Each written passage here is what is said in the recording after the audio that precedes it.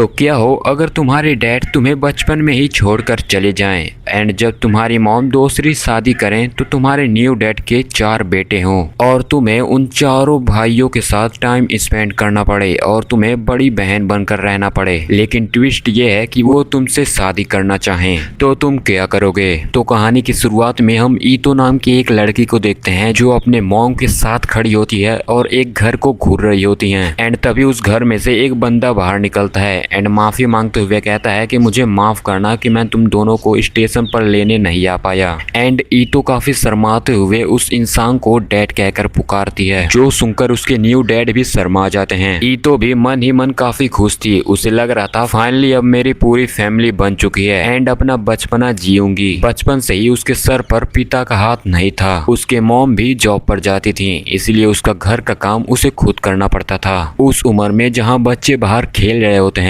वहाँ पर वो घर पर अकेली रहती थी और घर का काम करती थी। ईतो यहाँ पर काफी खुश रहती है क्योंकि उसे लग रहा था कि यहाँ पर वो काफी नॉर्मल हाई स्कूल लाइफ जिएगी। लेकिन जब वो घर के अंदर एंटर करती है तो उसके फेस का एक्सप्रेशन ही बदल जाता है क्योंकि उसके आगे काफी लड़के होते हैं जिन्हें देखकर ये काफी घबरा जाती है। लेकिन तभी इसकी मॉम इसके पीछे से आती है और कहती है कि सरप्राइज, ये चारों तुम्हारे छोटे भाई हैं और तुम इनकी बड़ी बहन। और ये सुनने के बाद मानो कि ईतो का पूरा दुनिया ही बदल जाता है।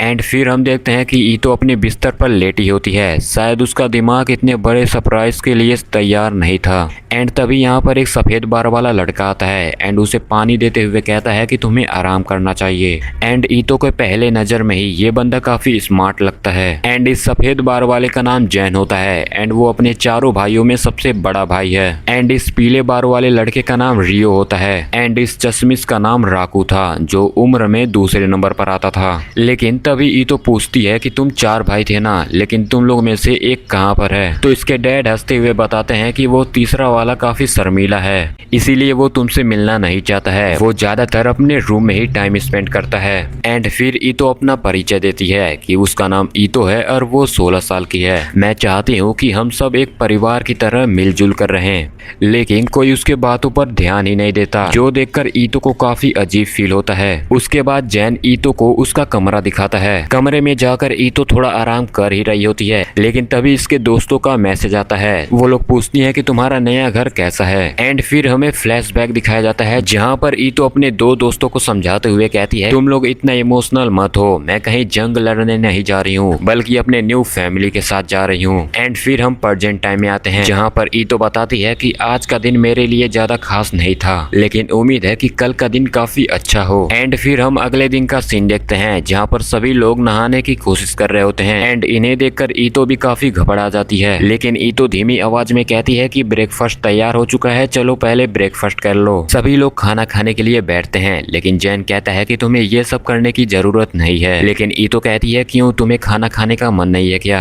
तब जैन कहता है, नहीं ऐसी कोई बात नहीं है। खाना खत्म करने के बाद जैन धन्यवाद करता है एंड जैन खुद से ही अपना बर्तन धोने जाता है। एंड तभी उनके मॉम डैड वहाँ पर आ जाते हैं एंड उनके मॉम डैड बताते हैं कि हमने घूमने का प्लान बनाया है एंड तुम लोग भी हमारे साथ चलोगे। जैन कहता है कि यह मौका आप दोनों के लिए होना चाहिए एंड वैसे भी मैंने पहले ही आप दोनों के लिए रिजॉर्ट बुक कर दिया है। जैन कहता है कि आप लोग बेफिक्र रहिए, घर का ध्यान हम लोगों पर छोड़ दीजिए, हम लोग साथ मिलकर घर का ध्यान रख लेंगे। जो सुनकर घर के सभी लोग शॉक हो जाते हैं, लेकिन उनके मॉम डैड मान जाते हैं एंड वो लोग कुछ देर में अपने रिजॉर्ट के लिए निकल भी जाते हैं। ये सब देखकर ईतो भी सोचती है कि मुझे भी अपने फैमिली के लिए कुछ करना चाहिए, तभी ये लोग अपनी मुझे बड़ी बहन मानेंगे। एंड यहाँ पर ये तीनों भाई मिलकर डिस्कस कर रहे होते हैं कि घर की सफाई कहाँ से शुरू करें। तभी ईतो यहाँ पर आती है और काफी आत्मविश्वास से कहती है कि सारा काम मुझ पर छोड़ दो, मैं पूरी घर की सफाई अकेले ही कर लूंगी। एंड जैन यहाँ पर सोच रहा होता है कि आखिर इसे अचानक से हो क्या गया है। एंड हम फिर देखते हैं कि कुछ देर में ही पूरा घर चमकने लगता है। एंड दूसरे सीन में राकू जैन से बता रहा होता है कि ईतो कपड़े धो रही है, लेकिन जैन कहता है कि मुझे इससे कोई फर्क नहीं पड़ता, उसे जो मर्जी वो करे। लेकिन तभी राकू हंसते हुए बता देता है कि वो तुम्हारी अंडरवियर भी धो रही है। ये सुनने के बाद जैन दौड़ते हुए जाता है और कहता है कि तुम ये क्या कर रही हो। ईतो कहती है, तुम्हें दिख नहीं रहा है मैं कपड़े धो रही हूँ। जैन कहता है, मेरा वो मतलब नहीं था, तुम मेरा अंडरवियर क्यों धो रही हो। जैन फिर थोड़ा सीरियस होकर कहता है, तुम पागल हो क्या, तुम्हें क्या लगता है कि ये सब करने के बाद लोग तुमसे खुश हो जाएंगे।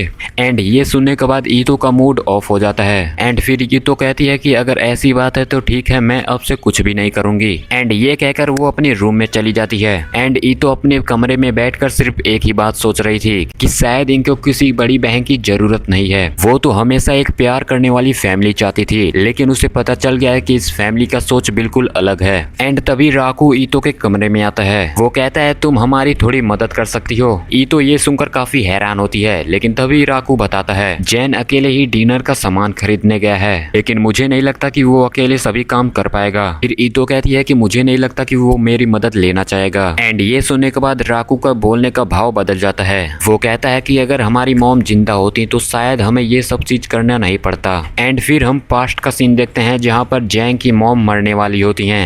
एंड वो जैन से कहती हैं कि मेरे जाने के बाद तुम्हें अपने छोटे भाइयों का ध्यान रखना होगा। एंड फिर हम देखते हैं नेक्स्ट सीन में जहाँ पर जैन अकेले ही शॉपिंग कर रहा होता है, लेकिन तभी उसकी नजर सामने ईतो पर पड़ती है। वो कहता है कि तुम यहाँ पर क्या कर रही हो। ईतो धीमी आवाज में कहती है राकू ने मुझे यहाँ पर भेजा है ताकि मैं तुम्हारी मदद कर सकूं। फिर जैन थोड़ा मुस्कुराते हुए कहता है कि मैं तुम्हें सरप्राइज देना चाहता था। मैं चाहता था कि आज का डिनर मैं खुद बनाऊं, वो भी कुछ स्पेशल चीज तुम्हारे लिए। ये सुनने के बाद ईतो काफी हैरान रह जाती है, लेकिन जैन बोलता है मैं नहीं चाहता कि तुम सारी जिम्मेदारियां अकेले उठाओ। मैं चाहता हूँ कि हम सभी साथ मिलकर काम करें। आखिर फैमिली का मतलब ही यही होता है। ये बात ईतो के सीधा दिल पर पहुंच जाती है। उसे एहसास होता है कि वो शुरू से ही अपने आप को साबित करने में लगी थी, जबकि फैमिली का मतलब होता है कि एक साथ मिलकर काम करें। अब ईतो समझ चुकी थी कि उसे अपने परिवार का बोझ अपने सर पर नहीं उठाना है, बल्कि अपने भाइयों के साथ मिलकर एक परिवार बनाना है। जैन थोड़ा शर्माते हुए कहता है कि क्या तुम मेरे साथ डिनर बनाने में मदद करोगी। ईतो कहती है क्यों नहीं, मैं तुम्हारी जरूर मदद करूंगी। आखिर मैं तुम्हारी बड़ी बहन जो हूँ। एंड यहाँ पर इन दोनों के बीच सभी गलतफहमियां दूर हो चुकी हैं। एंड फिर नेक्स्ट सीन में हम देखते हैं कि ये दोनों मिलकर एक डिश बनाए हैं, जो डिश देखकर बिल्कुल भी खाने लायक नहीं लगता। लेकिन तभी ईतो उस डिश को थोड़ा चखती है और हैरानी की बात ये होती है कि वो डिश उसे काफी पसंद आता है। जैन कहता है कि तुम्हें ऐसी चीजें नहीं खानी चाहिए, लेकिन ईतो कहती है सच में ये डिश काफी अच्छा है। एंड फिर वो लोग भी इस डिश को खाते हैं। एंड खाने के बाद ईतो अपने तीसरे भाई को खाना देने जाती है, जो काफी शर्मिला होता है। ईतो उसका खाना उसके डोर के पास ही रखकर चली जाती है। एंड यहाँ पर जैन याद दिलाते हुए ईतो को बताता है कि अगले दिन तुम्हारा स्कूल है, तो अपनी पूरी तरीके से तैयारी कर लेना। जहाँ पर ईतो अपना यूनिफॉर्म पहनकर बाहर आती है। एंड फिर जैन कहता है कि थोड़ा चल फिर कर दिखाओ। ईतो थोड़ा चलती फिरती, लेकिन तभी जैन मुस्कुराते हुए कहता है कि तुम ये पहनकर बिल्कुल बच्चे की तरह लग रही हो, जो सुनने के बाद ईतो थोड़ा गुस्सा हो जाती है। अगले सीन में ही ये दोनों बातें करते हुए घर की ओर जा रहे होते हैं, लेकिन तभी रास्ते में जैन के कुछ दोस्त मिल जाते हैं। वो लोग हैरानी से कहते हैं कि तुम्हें इतनी जल्दी अपनी गर्लफ्रेंड कैसे बना ली। लेकिन जैन कहता है ये मेरी कोई गर्लफ्रेंड नहीं बल्कि मेरी बड़ी बहन है। लेकिन तभी उनमें से एक दोस्त कहता है कि तुम्हारी बड़ी बहन कहाँ से आ गई। लेकिन इसी दौरान तेज बारिश शुरू हो जाती है। ये दोनों दौड़ते हुए घर पर पहुंचते हैं, लेकिन ये दोनों ही काफी गीले हो चुके थे। फिर जैन कहता है कि जाकर तुम खुद को सुखा लो, वरना तुम बीमार पड़ जाओगी एंड कल स्कूल भी नहीं जा पाओगी। एंड फिर हम अगले सीन में देखते हैं जहाँ पर ईतो डिनर तैयार कर रही होती है। एंड यहाँ पर ये तीनों भाई आपस में बात कर रहे होते हैं, जहाँ पर रियो कहता है कि मुझे ईतो की तरह लड़की काफी पसंद है एंड बड़े होकर मैं ईतो जैसी लड़की से ही शादी करना चाहूंगा। क्या पता बड़े होकर ईतो से ही शादी कर लूं। फिर ईतो कहती है तुम लोग क्या बात कर रहे हो, लेकिन ये तीनों भाई कहते हैं कि ये हमारा सीक्रेट है। एंड फिर हम अगले दिन का सीन देखते हैं, जहाँ पर ईतो अपने नए स्कूल में खुद का इंट्रोडक्शन देती है। एंड लड़कियां तो लड़कियां बल्कि लड़के भी उसके ऊपर फिदा हो जाते हैं। एंड हमें पता चलता है कि जैन भी ईतो के क्लास में ही है, यानी ये दोनों अब एक ही क्लास में पढ़ने वाले हैं। एंड अब ईतो का लाइफ बदलने वाला है, नया लाइफ, नया फैमिली, नया स्कूल एंड नए लोगों के साथ। एंड ये तो अभी शुरुआत था, एपिसोड के आगे में और भी मजा आने वाला है, इसलिए आगे का एपिसोड मिस ना हो जाए तो